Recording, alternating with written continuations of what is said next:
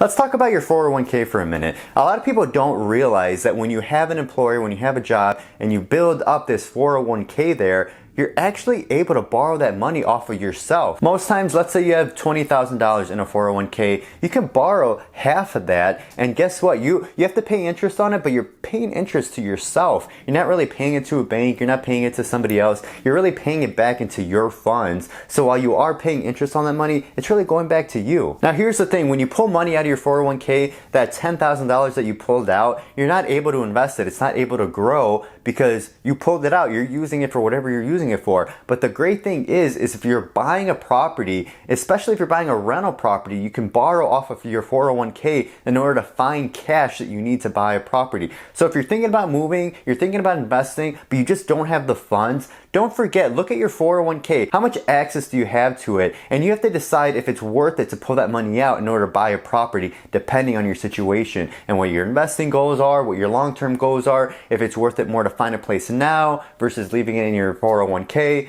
You have to decide that at the end of the day. Again, if you ask me, real estate typically always goes up. So even if you borrow that money to buy yourself a house, you're probably going to get that money back down the road because you were able to buy a house now and sell it years from now. As long as you keep it before 3 years, try not to sell a property right away unless you're flipping it. But if you're buying a primary residence, less than 3 years, it's hard to make money. But if you keep it longer than 3, then it's probably going to be worth pulling it out of your 401k.